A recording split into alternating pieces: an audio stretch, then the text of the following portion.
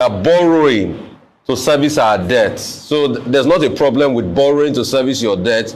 And I'm also sure you know that they had to securitize the ways and means of 20 trillion and spread it out for 40 years so that me and your generations will pay for it. I'm sure you also know that. So I don't know the kind of economics you're trying to say. Well, leading up to 2015 elections, APC made 62 promises.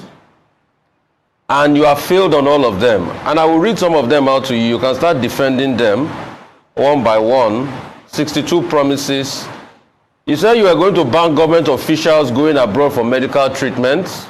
You said that in 2015. The president and your even presidential candidate goes abroad so many times for medical treatment. There are so many. Introduction of national gender policy and offer of 35% appointment to women. Have you done that? No. Creation of 3 million jobs per year. How many jobs have you created? 2 years ago, 33% unemployment rate. You want to react to some of these things before I give you the next one. And for Mr. Ologbodiyan, I'll come to you and say that a lot of people say to, what is the PDP offering? That your administration prevailed over a very big numerous corruption scandals in this country, that even as of today, they are still taking most of Diezani's properties back that they just took yesterday. So is it the same corruption that the PDP gave us? Mammoth corruption as perpetrated by people like Diezani. Is that what the PDP want to come back with this time around?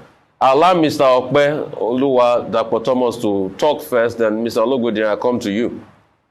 All right, so I want to clear the air of what I said earlier. I was saying that we're not at default risk on our foreign debt. So basically, yes, I understand our debt servicing, ratio is an issue. But at the end of the day, you need to also take into context we're unprecedented economic times.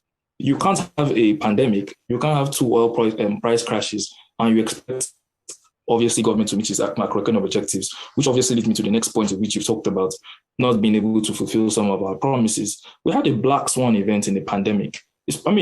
Most of us have never seen such a scale of disease before in our lives. It's actually locked down the world for over a year. So we're looking at it from 2019, 2020, even some parts of 2021. Travel was restricted. That will obviously affect. There's no country. Made in 2015, 4 years before the pandemic.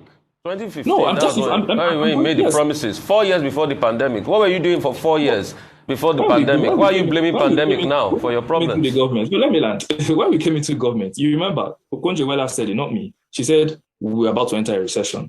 So we were entering a recession. The PDP government brought us into a